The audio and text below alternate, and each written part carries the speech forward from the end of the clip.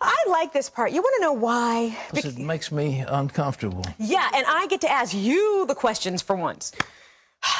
Not that I'm bitter. All right. I'm not bitter. Oh, I asked you about a few bushels of corn and you got all flustered. All I know is that my armpits, brother, are sweating up a storm and they finally cooled down. Okay, on that note, Jocelyn. I know. Okay, help me, Jesus. Jocelyn writes in and says, Pat, I keep seeing ads for these new fitness shoes that claim to give you all the benefits of a cardio workout without having to go to the gym. This is all due to their special design and shape. Do you think that there are any benefits of wearing these shoes? I want a close-up. Come on, you ready for the close-up? I want a close-up. Where's the close-up? See this thing? There you go. That's one of them. Pat is a commercial. And I got to say, you have been wearing these shoes for, what, a couple years now? Well, not really. I've been wearing them just recently, a couple of weeks. Yeah. But when I first got them, I had a bad knee, and they exacerbated the knee. But I had to get a new knee.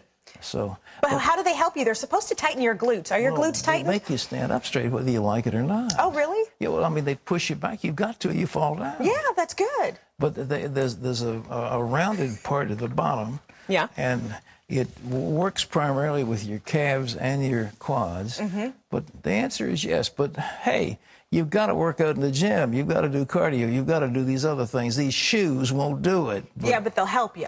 I want to help you stand up straight. And that's a good thing. It's a good thing. And they help with your glutes, too. That's what the commercial says. The glutes and the hamstrings and the hips, that they kind of tighten those puppies up. Well, I wouldn't give my life on that. All right. What else? Mallory writes in and says, a good friend suggested that we join a weight loss program together. It worked well at first, but now she has basically lost all her motivation and is dragging down my own resolve. How do I get free of her negativity? I want to lose the weight, but not my friend. Mallory, just go to the gym. Call your friend, say, I'm going to the gym at 9 in the morning, join me. And if she didn't want to go, that's tough luck. You go do it. Don't tell you she's not going to dragging you down. Get over there and do it. Well, I think part of the issue, too, is that her friend has lost her motivation. Well, who cares what her friend has lost? I love the love that you're expressing right now. Didn't Jesus talk about love, something? He talked about evil companions, or what they'll do to you. All right, what's next?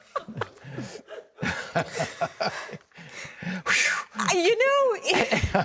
And next. No. Fletcher writes it and says, Pat, over the past several years, I've tried just about everything to quit smoking. I've even taken my concerns to the Lord, but the desire always resurfaces, and I find it harder and harder to stop. I'm just not sure what direction I should take next. Are there any suggestions you may have as I continue to break free? I used to smoke a pack when I was in law school, a pack and a half of cigarettes a day, and I finally saw Dr. Ochsner of Tulane University, who showed the pictures of what happened to rats who had cancer. It was the most disgusting, horrible stuff. And I said, that's the motivation I need. Come on, isn't that the truth? So I came out of a class in evidence. I can still remember it. It was a Saturday morning. I flipped a cigarette on the floor. I ground it. I said, it's the last one I'll ever smoke. And that indeed was. But what I want to tell you, the first 30 days, after 30 days, something flips.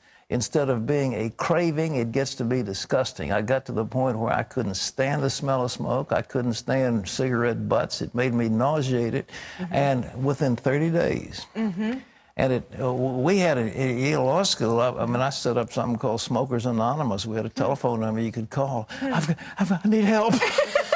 Did you really call? I really did, yeah. How funny. Yeah.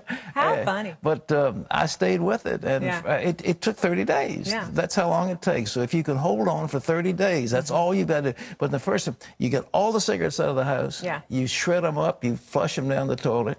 You don't buy any more cigarettes. You don't get people to buy them for you. You don't have anything to do with it. And each day you say, today I'm not going to smoke.